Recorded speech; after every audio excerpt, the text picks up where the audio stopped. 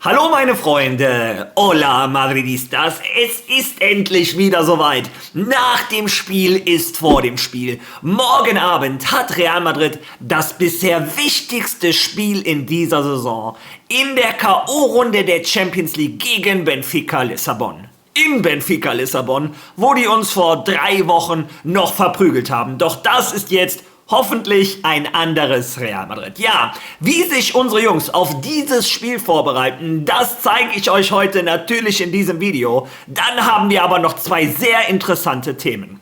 Dominik Szoboszlai, der Kapitän der ungarischen Nationalmannschaft, träumt von Real Madrid. Er möchte bei den Königlichen spielen. Und das behaupte nicht ich oder irgendeine Zeitung oder irgendein Insider. Nein, sein eigener Nationaltrainer hat das gesagt. Also, was da los ist und was ein Arda Güler dazu sagen würde.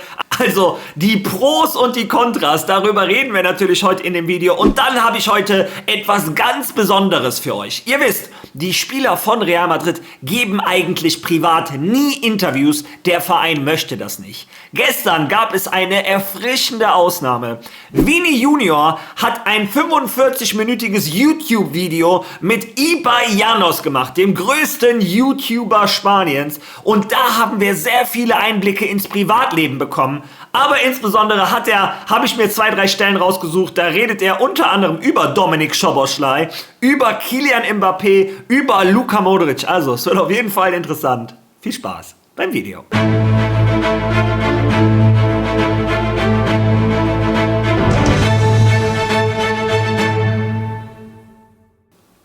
Ja, lasst uns doch die Woche direkt mit einer guten Nachricht starten, und zwar zu Endrick, der Brasilianer, der in Frankreich alle Erwartungen übertroffen hat, eingeschlagen ist wie eine Bombe. Naja, ehrlich gesagt, ich habe so etwas tatsächlich erwartet. Er hat in seinen ersten 6 Spielen 5 Tore und einen Assist. Der ist natürlich Spieler des Monats von Lyon geworden, aber der ist direkt Spieler des Monats der gesamten französischen Liga geworden in seinem ersten Monat. Also unglaublich.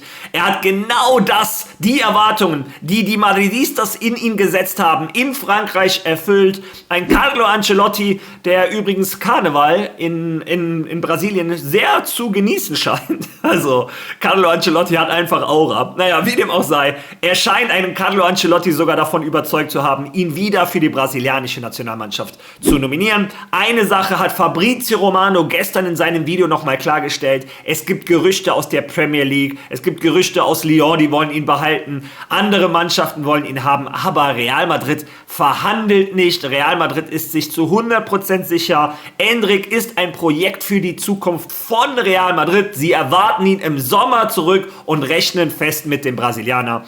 Tolle Nachrichten für mich. Ja, bleiben wir doch bei guten Nachrichten. Ich zeige euch die Ergebnisse der spanischen Liga von gestern. Und Atletico Madrid, wer kann sie verstehen? Nachdem sie im Pokal den FC Barcelona in 45 Minuten böse 4:0 verprügeln, verlieren die das nächste Ligaspiel bei Rayo Vallecano glasklar mit 3:0. Zur Verteidigung von Atletico Madrid muss man allerdings sagen, sie haben mit einer B11 gespielt. Aber trotzdem, selbst die B11 ist wahrscheinlich Position für Position stärker als Rayo Vallecano. Atletico Madrid scheint sich voll und ganz auf den spanischen Pokal zu konzentrieren. Ich drücke denen die Daumen, zumindest im Halbfinale. Im Finale wahrscheinlich wieder nicht. Wie dem auch sei. Diese Ergebnisse bedeuten das in der Tabelle. Noch sind wir Spitzenreiter. Das fühlt sich doch schön an. Vielleicht ändert sich das allerdings heute Abend. Heute Abend das Spiel Girona gegen Barcelona. Ich werde da kein Watch-Along zu machen. Da habe ich kein Interesse dran. Aber wollte euch nochmal die Tabelle zeigen. Das ist der aktuelle Stand. Ja, unsere Jungs können sich aber jetzt nicht weiter auf die Liga konzentrieren. Jetzt kommen wir zum wohl bisher wichtigsten Spiel in dieser Saison. Die Liga ist schön, aber die Champions League ist nun mal die Champions League. Und unsere Jungs haben gestern sofort wieder mit dem Training angefangen. Es bleibt auch nichts anderes übrig. Samstag war das Spiel, Dienstag, also morgen ist schon das Spiel in Lissabon. Ich zeige euch ein bisschen die Trainingseinheit von gestern. Die Spieler, die mehr Minuten hatten, waren im Gym und haben sich nur erholt. Die anderen standen auf dem Platz und haben da ein paar Tore geschossen. Ja. Wie läuft der Tagesablauf von unseren Jungs ab? Unsere Jungs, während ihr dieses Video schaut, befinden sich bereits auf dem Weg nach Lissabon. Heute gibt es kein Training in Madrid. Das Training findet heute Abend um 20 Uhr im Stadion von Benfica Lissabon statt. Das heißt doch Estadio da Luz, wenn ich mich nicht ganz täusche. Ja. Kurz davor, 18:15 Uhr, gibt Álvaro Arbeloa eine Pressekonferenz und ein Spieler von Real Madrid. Vor der Champions League ist das immer so, dass sowohl ein Spieler als auch der Trainer die Pressekonferenz gibt. Morgen im Video werde ich dazu kommen, was der so gesagt hat, und ich bin mal gespannt, welcher Spieler es sein wird. Eine Sache ist aber schon auffällig, ich habe das heute auch auf meinem X-Account geteilt. Schaut mal, welchen Spieler die in letzter Zeit immer häufiger für solche Promotion-Aktionen nehmen. Immer wieder, das fällt mir auf, ist Arda Güler. Für mich ist das kein Zufall. Ihr könnt ja mal raten, was ich damit meine, warum sie diesen jungen Türken immer mehr, als ihr Aushängeschild nehmen. Ja, das ist also die Vorbereitung auf Real Madrid. Die sind jetzt gleich im Flieger nach Lissabon. Heute wird da zu Mittag gegessen, dann wird da abends trainiert und Álvaro Arbeloa gibt dort die Pressekonferenz. Ja, und dann kommen wir zu einem der Hauptthemen dieses Videos. Ein Spieler, der anscheinend gerne bei dieser Madrid-Reise dabei wäre oder zumindest gerne für Real Madrid spielen würde. Dominik Szoboszlai, der ungarische Kapitän, der tolle Fußballer von Liverpool. Also eine Sache muss klar sein. Wir müssen hier zwei Themen unterscheiden. Zum einen der Fußballer, zum anderen der Mensch. Denn da gab es einige Konflikte mit Arda Güler, die auf jeden Fall vor so einem Transfer geklärt werden müssten. Aber damit ihr erstmal auf dem neuesten Stand seid, lesen wir uns die Information vom AS zusammen einmal durch.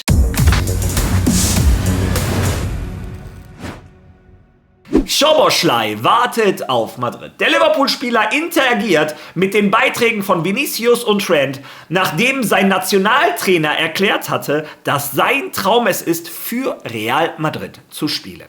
Ja, wie eben im Vorwort schon angekündigt, sein eigener Nationaltrainer hat das gesagt. Lesen wir da mal weiter. In den letzten Stunden hat sich eine dunkle Wolke über Liverpool und Anfield gelegt. Auslöser waren Äußerungen des ungarischen Nationaltrainers Marco Rossi, der zugab, dass Dominik Szoboszlai Traum sei, für Real Madrid zu spielen. Diese Aussage hatte direkte Auswirkungen auf die Stabilität der Reds, da Szoboszlai eine der Stützen von Slots Mannschaft ist. Aufgrund meiner engen und direkten Beziehung zu Dominik Szoboszlai, seit er als Kind mit dem Fußballspielen begann, war Real Madrid immer sein Traum, erklärte er. Wundert mich persönlich jetzt nicht. Real Madrid ist der Endgegner im Fußball. Ich glaube, jeder Profifußballer, die mögen jetzt lügen oder nicht, aber insgeheim träumt jeder davon, irgendwann für Real Madrid zu spielen. Nur wenige Stunden nach dieser Aussage des ungarischen Trainers interagierte der Liverpool-Spieler in den sozialen Medien mit zwei Spielern von Real Madrid. Er lobte einen Beitrag von Vinicius und einen weiteren von Trent Alexander-Arnold nach deren gestrigen Sieg gegen Real Sociedad. Seine Begeisterung für den Brasilianer war überraschender als die für den Engländer, seinen ehemaligen Teamkollegen. Ob das so ganz stimmt, ist das nicht so. Gleich werden wir uns anhören, was Vinny zu Szoboszlai zu sagen hat. Ich zeige euch mal dieses Bild. Also da feiert er auch schon mit dem ikonischen Jubel von Vini Junior. Danach gibt es auch noch Szenen aus Leipzig. Ich lasse das mal so ein bisschen parallel laufen. Das fand ich sehr lustig, wie Szoboszlai genauso feiert nach einem Tor wie Cristiano Ronaldo mit dem Sü. Und danach in der Kabine lacht er sich kaputt, als er das Video sieht. Also Szoboszlai, die Anzeichen, dass er ein großer Madridista ist, sind definitiv da. Lesen wir mal weiter. Der ungarische Kapitän zählt aktuell zu den Schlüsselspielern des FC Liverpool, was die große Wirkung von Rossis Aussagen in England erklärt. Die Spannung an der Anfield Road haben sich im Fall Szoboszlai verschärft.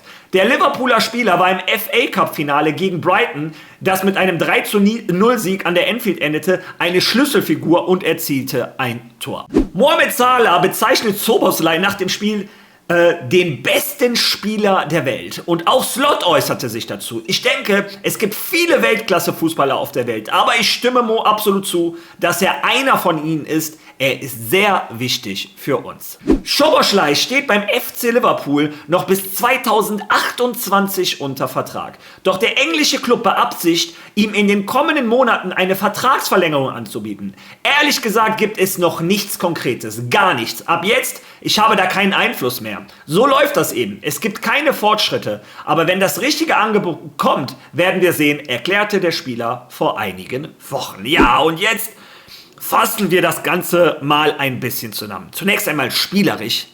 Der Junge ist eine absolute Maschine. Ich habe nachgeschaut, der läuft fast 11,5, nämlich 11,4 Kilometer pro Spiel. Also, der ist ein absolutes Laufwunder, fußballerisch. Ich habe letztens tatsächlich noch einen TikTok über ihn gemacht, über seine unglaublichen Freistoßtore und das auch noch in beiden Spitzenspielen. Gegen Arsenal und gegen Manchester City, also gegen seine zwei größten Konkurrenten, macht er zwei absolute Traum-Freistoßtore. Also, der Junge ist ein Baller. Und natürlich würde er fußballerisch Real Madrid guttun, jeder Mannschaft auf dieser Welt. Dazu hat er anscheinend auch noch enge Connections in die Kabine von Real Madrid. Hören wir da mal zu, was Vinny gestern in einem Clip gesagt hat. Gut, wir kommen gerade beim Event an für deine neuen Schuhe. Viele Spieler haben mir Nachrichten geschickt und gefragt, ob sie damit spielen dürfen. Ach ja? Ja. Paquetá von Flamengo. Szoboszlai hat mich auch gefragt, der von Liverpool. Ah, wirklich? Hast du auch ein gutes Verhältnis zu Spielern, die nicht bei Real Madrid sind? Ja, ziemlich. Ja? Ich spreche viel mit Szoboszlai. Wir haben uns kennengelernt, als wir jünger waren. Paquetá, der ist von Flamengo jetzt nicht mehr, weil er mein bester Freund im Fußball ist. Rafinha bei Barcelona, Savinho, Reinier auch in Brasilien, der hier spielt. Das stimmt. Fast alle Brasilianer sind abseits des Platzes immer zusammen. Was? Der nennt nur Brasilianer und Szoboszlai. Also, die scheinen eine sehr enge Verbindung zu haben, Vinny und Szoboszlai. Also, der eigene Nationaltrainer sagt das. Der hat Beziehungen zur Kabine. Fußballerisch würde er Real Madrid weiterhelfen. Also jeder Madridista sollte denken, bitte Szoboszlai, komm nach Real Madrid. Aber, und jetzt kommen zwei große Aber. Aber Nummer 1, ausgerechnet jetzt, wo Liverpool ihm noch keinen neuen Vertrag angeboten hat, wo die Gespräche jetzt anlaufen sollen, ausgerechnet da soll ich glauben, dass es Zufall ist, dass sein Nationaltrainer diese Gerüchte ausplappert. Ausgerechnet jetzt soll ich glauben, dass er anfängt, die ganzen Madrid-Dinger zu liken, obwohl Trent ist sein Ex-Kollege, mit Vini versteht er sich ja sehr gut. Vini sagt diese Aussagen in dem Interview. Eieiei, für mich riecht es danach, als wenn er Liverpool unter Druck setzen möchte für ein schönes, hohes Gehaltsangebot. Kimmich bei den Bayern, Upamecano bei den Bayern, obwohl da ist es ja noch nicht klar. Alphonso Davies, naja, es ist ein altbewährtes Mittel, wenn du Real Madrid ins Spiel bringst, dass deine Mannschaft nervös wird und du vielleicht ein paar Euro mehr Gehalt am Ende des Jahres auf dem Konto hast. Dazu ist da immer noch ein Thema zwischen Szoboszlai und Arda Güler. Denkt ihr, dass ich die Länderspiele zwischen Ungarn und der Türkei vergesse, wo ein Kapitän von Ungarn, ein gestandener Profi, einen 18- oder 19-jährigen Arda Güler provozieren wollte mit den Minuten, die er bei Real Madrid spielt, dass er sich über den lustig machen wollte. Ich meine, Arda Güler hat die perfekte Antwort gegeben. Er hat ein Tor geschossen, er hat mit der Türkei gewonnen. Das tut mehr weh als jede Worte, als jede Provokation, die ein Szoboszlai da geben sollte. Also meiner Meinung nach war das eine dreckige Aktion damals von Szoboszlai. Arda Güler in seinem jungen Alter ist er schon sehr reif und stand darüber. Trotz alledem, weiß Gott, ob ihn das jetzt noch ein bisschen verfolgt, den Szoboszlai. Sollte irgendetwas in die Richtung passieren, finde ich, er sollte erst einmal mit Arda da ein klärendes Gespräch führen. Es gibt nichts in der Welt des Fußballs, was du nicht klären kannst. Ich erinnere mich daran, dass ein Sergio Ramos und ein Messi in den Klassikos immer aneinander geraten sind und danach haben sie bei Paris zusammen gespielt. Also in der Welt des Fußballs kann das passieren. Aber Ich bin aus Real Madrids Sicht, als Fan von Real Madrid, würde ich so einen Spieler erst holen, wenn Arda Güler den Daumen nach oben gibt und sagt, alles klar, ich möchte nicht noch mehr Unruhe in der Kabine. Das ist meine persönliche Meinung. Eure könnt ihr gerne dazu äußern. Ja, und zu guter Letzt kommen wir zum letzten Teil dieses Videos und das passt ein bisschen zur Stimmung der Kabine, denn es wurde ja immer wieder gesagt, ein Vini Junior ist eifersüchtig auf einen Kylian Mbappé. Er wollte nicht, dass er kommt, damit er der Star von Real Madrid bleibt, etc. Und das ist jetzt das Problem, dass die zwei Stars eifersüchtig sind aufeinander, eher ein wenig auf Mbappé, dass er nicht zurückläuft wegen Mbappé, etc. Ja, wie gesagt, gestern hat Vini ein langes Video gemacht mit Ibai Llanos und da wurde eine lustige Anekdote erzählt. Hören wir uns die zusammen einmal an. Ich erinnere mich, Vini, als wir vor 3 Jahren zusammen gegessen haben, ging es darum, ob Mbappé vielleicht zu Real kommt. Ja. Und wir saßen beim Essen und du warst gerade, Real war in Bestform und ich fragte Vini, sag mal Vini, kommt Mbappé denn jetzt wirklich?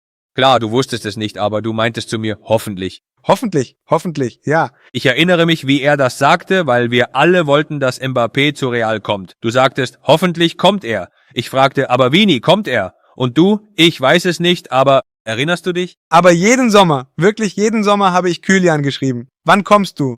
Echt? Wann kommst du? Hast du ihm über Instagram geschrieben? Über Instagram. Wir hatten noch nicht so eine enge Beziehung, aber ich habe ihm ständig geschrieben. Hat er dir geantwortet, Vini? Ja, er hat geantwortet und so, aber er hat nie etwas Konkretes gesagt, weißt du? Er sagte, mal sehen. Mal sehen. Immer nur mal sehen. Und am Ende sind wir jetzt hier zusammen. Ich habe auch Kamavinga immer gesagt, sag ihm, dass er kommen muss, um mit uns zu spielen. Also hast du, Vini, da quasi ein bisschen den Agenten gespielt. Bei Jude habe ich das auch gemacht. Ja. Ich habe Jude geschrieben, du kannst nicht woanders hin, du musst nach Madrid. Also du Zum besten Team der Welt. willst alles Gute für Real Madrid. Ich schreibe es ihnen. Ich will mit den Besten spielen. Und wenn wir die Besten haben, haben wir mehr Chancen zu gewinnen. Das hier, Vini, habe ich nie erzählt, weil ich es damals nicht konnte, aber jetzt geht es. Aber ich erinnere mich, wie Vini sagte, hoffentlich kommt er. Ja, und ich sag immer wieder das Gleiche über Vini. Vini kann dich nerven. Nervt mich manchmal auch. Vini auf dem Platz ist ein Arsch. Alles klar, akzeptiere ich. Und hier und da geht er uns allen auf den Sack. Absolut verständlich. Aber menschlich ist Vini top. Das sagt jeder, der jemals mit ihm zusammen in einer Kabine war. Sogar Spieler, die nicht mehr bei Madrid sind. Die könnten ja jetzt sagen, boah, das ist so... Nee, immer nur gute Worte über diesen Jungen. Der hat immer ein Lächeln auf dem Gesicht. Und ich glaube auch, der hat keine Böshaftigkeit in sich. Man sieht in seinem Gesicht immer, wie er sich gerade fühlt. Ist der traurig, kann der das nicht verstecken? Ist der glücklich, hat er ein Grinsen im Gesicht und tanzt. Ja, und diese Aussagen zeigen auch, Vini Junior ist kein böser Mensch und hat keinerlei Probleme mit einem Kylian Mbappé. Im Gegenteil, obwohl die sich noch kaum kannten, hat er jeden Sommer geschrieben, komm nach Madrid. Das gleiche bei Bellingham auch. Also, ich habe euch damals gesagt, Vini Junior ist unser bester Agent. Ich erinnere mich an das Video. Und tatsächlich habe ich recht behalten. Vini Junior wollte Mbappé bei Madrid, hat ihn jetzt bei Madrid und die beiden verstehen sich super. Ja, und zu guter Letzt hat er noch über eine Legende geredet, über Luka Modric. Und dieser Satz, der hat mich ja so ein bisschen geprägt, den der über Luka Modric gesagt hat. Aber damit ihr wisst, über was ich rede, hören wir uns das zusammen einmal an. Ich habe gerade gedacht, Vini, dass du damals natürlich viel mit Luka gespielt hast, mit Luka Modric. Er spielt immer noch richtig gut Fußball bei Milan. Er ist fast Vini, 41 Jahre alt. 41 Jahre, das ist echt Wahnsinn. Das ist etwas Besonderes, das nur er so drauf haben kann. Wie viele Mittelfeldspieler mit 41 Jahren sind denn auf dem Niveau von Modric? Nein. Es ist einfach unmöglich. Nein, es ist... Gibt keine... Mit 41 Jahren gibt es im Fußball fast niemanden. Höchstens mal ein Torwart. Wenige Spieler, die es im Fußball gibt und vor allem, wenn man bei Milan spielt. In der Champions League spielt. Jetzt spielt er... Oder spielt... Und bis vor einem Jahr hat er bei Real Madrid gespielt, der besten Mannschaft der Welt. Und er verdient alles, was passiert ist, weil er uns so viel beigebracht hat. Ich vermisse ihn ja sehr, weil er uns immer etwas beigebracht hat. Luka wurde oft wütend, oder? Man hat mir erzählt... Er ist Griesgram. Man sagt, er sei sehr griesgrämig. Er ist ein Griesgram, ja. Dass er keine Witze mag, so ein Griesgram? Nein, Witze mag er. Aber er verliert nicht gern, schlechte Trainingseinheiten und so. Das hat er uns immer gezeigt. Das heißt, wenn du gegen Modric im Training gewonnen hast, wurde er sauer? Sicher, er war dann richtig sauer, aber wenn er gewonnen hat, meine Güte. Ja, und es ist sehr lustig und Vini lacht und was auch immer. Aber mein Herz hat ein bisschen geblutet. Nicht, weil ich nur Luka Modric vermisse. Ich werde ihn immer vermissen. Eine absolute Legende. Vielleicht der beste Mittelfeldspieler aller Zeiten. Aber warum diese Gier? Ein Spieler, der bei Trainingsspielen sauer wird, wenn er verliert.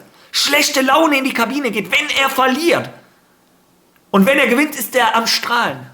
Genau das braucht Real Madrid wieder. Diese Intensität in den Trainingseinheiten. Ich erinnere mich an Arda Gülers erstes Interview, wo er gesagt hat, du kommst nach Madrid trainieren und du hast das Gefühl, du spielst ein Champions-League-Finale. Da gibt jeder alles. Da war die Zeit noch von einem Luka Modric etc. Lucas Vazquez, ich könnte so weitermachen. Spieler, die alles gegeben haben. Und das hat man am Wochenende auch auf dem Platz gesehen. Also, diese Aussage hat mich getroffen, weil ich Luka vermisse, aber noch mehr hat sie mich getroffen, weil sie auf Fehler in der Kabine von Real Madrid hinweist. Diesen unbändigen Willen, den brauchen wir wieder zurück in der Kabine von Real Madrid. Das ist meine Meinung. Ja, und jetzt bin ich gespannt, was deine Meinung ist. Zu diesem Video, zu den Aussagen von Vini, zu Dominik Szoboszlai. Lass deine Meinung bitte in den Kommentaren. Wenn du schon mal da bist, sei so lieb, lass ein Like da, lass ein Follow da, wenn du das noch nicht gemacht hast. Wer hypen kann, wäre schön, wenn du das Video hypen könntest. Ich sage, wir sehen uns morgen wieder. Bis dahin. A la Madrid!